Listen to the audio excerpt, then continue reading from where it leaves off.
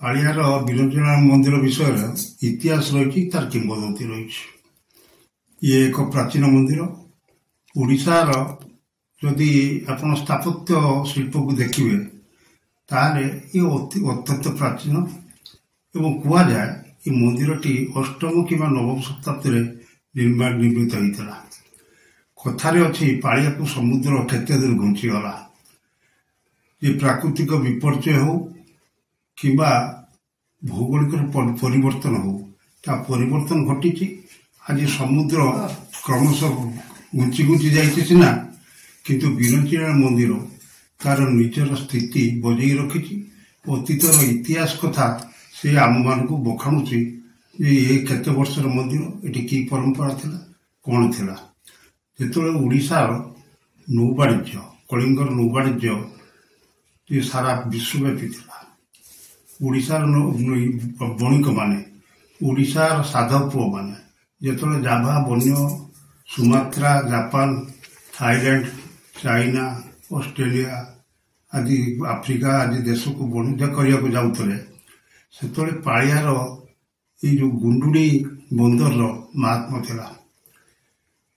ଯେତେବେଳେ ଜାହାଜ ଆକା ମହା ଭୈର ସମୁଚ୍ଚ ଉଚ୍ଚାରଣ ଆଜି ପର୍ଯ୍ୟନ୍ତ କାର୍ତ୍ତିକ ପୂର୍ଣ୍ଣମୀରେ ଏଠି ଉଦ୍ଭାସିତ ହୁଏ ଏବଂ ଯେତେବେଳେ ପୋତ, ବାଣିଜ୍ୟିକ ପୋତ ଚୈତ୍ର ମାସରେ ଫେରେ, ସେତେବେଳେ ଘୋଡ଼ା ନାଚର ପରମ୍ପରା ଆଜି ମଧ୍ୟ ପାଳିଆ ଏବଂ ଆଖପାଖ ଗାଁରେ ସେ ମଧ୍ୟ ରହିଛି।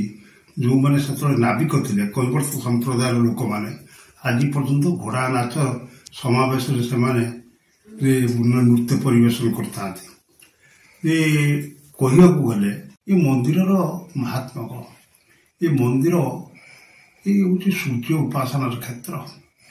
ଭାରତ ବର୍ଷର ଯଦି ପ୍ରଥମ ସୂର୍ଯ୍ୟ ଉପାସନାର କ୍ଷେତ୍ର କୁହାଯାଏ, ସକଳ ଶକ୍ତିର ଆଧାର ସୂର୍ଯ୍ୟ, ତାହେଲେ କୁହାଯିବ ପାଳିଆର ବିରଞ୍ଜନା ମନ୍ଦିରକୁ।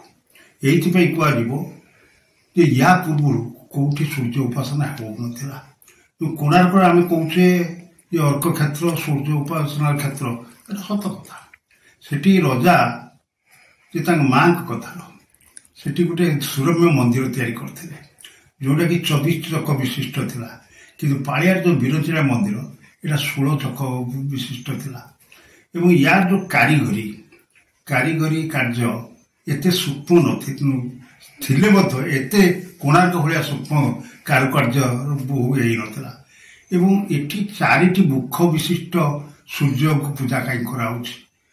ଯେହେତୁ କହୁଛନ୍ତି ସୂର୍ଯ୍ୟ, କିଏ କହୁଛନ୍ତି ବ୍ରହ୍ମା, କିନ୍ତୁ ତାର କଥା ହେଲା ଯୋଉ ପୂର୍ବମୁଖୀ ସୂର୍ଯ୍ୟ ମୁହଁଟି, ସେଟା ହଉଛି ବାଳ ସୂର୍ଯ୍ୟ। ତାର ମୁହଁଟି ବାଳକ ସଦୃଶ ଏବଂ ପଶ୍ଚିମକୁ ଯୋଉ ମୁହଁଟି ଅଛି ତା ଅସ୍ତଗାମୀ ସୂର୍ଯ୍ୟ। ମାନେ ସୂର୍ଯ୍ୟ ଯେତେବେଳେ ବୟସ୍କ ହେଇଯାଏ, ବାର୍ଦ୍ଧକ୍ୟତା ଆସେ, ଦିନର ପ୍ରତିଦିନ ଆମର ବାଲ୍ୟ ସୂର୍ଯ୍ୟ ଏବଂ ବାର୍ଦ୍ଧକ୍ୟତା ଆସିବ, ତାକୁ କୁହାଯାଏ ଯେ ଅସ୍ତଗାମୀ ସୂର୍ଯ୍ୟ ବା ବାର୍ଦ୍ଧକ୍ୟ ସୂର୍ଯ୍ୟ। ଆଉ ଗୋଟେ ହେଲା ଉତ୍ତରମୁଖୀ ଏବଂ ଦକ୍ଷିଣମୁଖୀ। ସୂର୍ଯ୍ୟଙ୍କର 2ଟି ଗତି ଅଛି, ଉତ୍ତରାୟନ ଏବଂ ଦକ୍ଷିଣାୟନ। ତାକୁ ଆଧାର କରିକି ଉତ୍ତର ଓ ଦକ୍ଷିଣକୁ ଇଏ କରାଯାଏ। ଏଠି କାହିଁକି ଆପଣ କହିବେ ଯେ କୁଷ୍ଠ ରୋଗରୁ ଶାମ୍ବ ମୁକ୍ତି ଲାଭ କରିଥିଲେ, ସେଠି ଏଠି ରହିକି ଅନ୍ୟ କୋଉଠି ହେଇଥିବ। କିନ୍ତୁ ଏଠି ଯେତେ ପର୍ବପର୍ବାଣୀ ପ୍ରଚଳିତ ହେଇ ଆସୁଛି, ଏଟା ପରମ୍ପରା।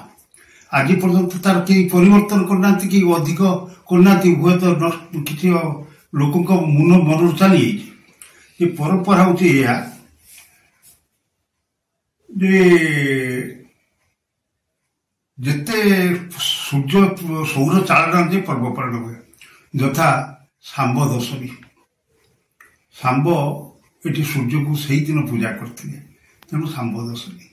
ତାପରେ ମକର ସଂକ୍ରାନ୍ତି ଗୋଟେ ମେଳାଟିଏ, ମକରରେ ଚକର ବଢେ, ମାନେ ଆମର ଯୋଉ ବଡଦିନ କୁହାଯାଏ, ଇଂରାଜୀରେ ବଡଦିନ କୁହାଯାଉଛି ଡିସେମ୍ବର 25 କି। ଆମର କିନ୍ତୁ ମକର ସଂକ୍ରାନ୍ତି କି ବଡଦିନ କୁହାଯାଏ ଆମ ପାଞ୍ଜି ଅନୁଯାୟୀ।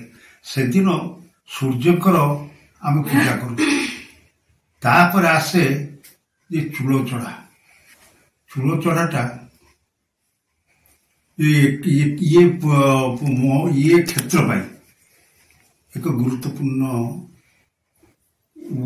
বহন করে। এইথিপাই গুরুত্বপূর্ণ যে যেତେବେଳେ ଶ୍ରୀପଞ୍ଚମୀ ଆସେ ମାଘ ଷଷ୍ଠୀ ଦିନ ଏଠି ପଞ୍ଚମୀ ଦିନ ଏଠି ଷଷ୍ଠୀ ଦିନ ବିରୋଚନାଙ୍କୁ ପୂଜା କରାଯାଏ। ଆଚ୍ଛା, ଆକ୍ଚୁଆଲି ମନ୍ଦିରରେ ବ୍ରହ୍ମା ପୂଜା ପାଉଛନ୍ତି କି ସୂର୍ଯ୍ୟଦେବ ପୂଜା ସୂର୍ଯ୍ୟ ପାଉଛନ୍ତି? ବିରୋଚନା ସୂର୍ଯ୍ୟ। ଆଚ୍ଛା ଆଚ୍ଛା, ଠିକ ଅଛି। କାହିଁକି ନା ଏଠି ବ୍ରହ୍ମା କୌଣସି ଅଶ୍ୱକୁ ବାହନ କରିନଥାନ୍ତି। ଏଠି ଯୋଉ ମୂର୍ତ୍ତି ଗୁଡ଼ିକ ସପ୍ତ ଅଶ୍ଵ ଖର୍ଚ୍ଚିତ ଧାବମାନ ଅଶ୍ଵରେ ଏଠି ଉପବିଷ୍ଟ ଅଛନ୍ତି। ତେଣୁ ବ୍ରହ୍ମା କୋଉଠି ଅଶ୍ଵ ଚାଳନା କରିବାର କୋଉଠି ପରମ୍ପରା ନାହିଁ। ଏ ମନ୍ଦିରଟା ହଉଛି ରଥ ଆକାର, ମାନେ ବାହାରେ 16ଟି ଚକ ଅଛି ଏବଂ ମୂର୍ତ୍ତି ଗୁଡ଼ିକ ସେ ମଧ୍ୟ ଅଶ୍ଵ ଖଞ୍ଜା ହେଇଛନ୍ତି। ତେଣୁ ଏଟା ସୂର୍ଯ୍ୟ ମୂର୍ତ୍ତି ଏବଂ ବ୍ରହ୍ମା, ଇଏ ତ ଯିଏ ବିରୋଚନା ସେ ବ୍ରହ୍ମା, ସେ ବିଷ୍ଣୁ, ସେ ବତ୍ସ। ଏଠି ବିରୋଚନାଙ୍କର ମହାତ୍ମା ହେଲା ଯେ ମାଘ ଷଷ୍ଠୀ ଦିନ ବିରୋଚନାଙ୍କର ବଡ଼ ସିଂହାର ବେଶ ହୁଏ। ଦ୍ୱିତୀୟ କଥା, ବିରୋଚନାଙ୍କର ମନୋହରୀ ଭୋଗ, ଏକ ସ୍ୱତନ୍ତ୍ର ଧରଣର ଭୋଗ ସେଦିନ ପ୍ରସ୍ତୁତ ହୁଏ, ବର୍ଷର ପ୍ରଥମ ଥର ପ୍ରସ୍ତୁତ ହୁଏ ଏବଂ ଠାକୁରଙ୍କୁ ନୈବେଦ୍ୟ ଦିଆଯାଏ। ତୃତୀୟ କଥା ହେଲା ଯେ ଏଠି କୁଷ୍ଠ ଜାତୀୟ ରୋଗରୁ ମୁକ୍ତି କରିବା ଏ ପରମ୍ପରା ରହିଛି, ଦ୍ୱାପର ଯୁଗରୁ ରହିଛି। ସେତେବେଳେ ମନ୍ଦିର ଥିଲା କି ନଥିଲା ଅଲଗା କଥା, କିନ୍ତୁ ଅର୍କ ଆରାଧନା, ଅର୍କ ପୂଜାର ପରମ୍ପରା ସେବେଠୁ ରହିଥିଲା। ଯେ ବିରୋଚନା ମନ୍ଦିରର ଉତ୍ତର ପାର୍ଶ୍ୱ କବାଟଟି, ଦ୍ୱାରଟି କେବଳ ସେଇଦିନ ହିଁ ଖୋଲାଯାଏ, ନହେଲେ ବର୍ଷ ତମାମ ସେଟା ବନ୍ଦ ରହେ। वीडियो को लाइक करंतु, आम चैनल को सब्सक्राइब करंतु, आमरे नुआ नुआ वीडियो सर्वप्रथमे देखिबा पाई बेल आइकन को निश्चित दबांतु।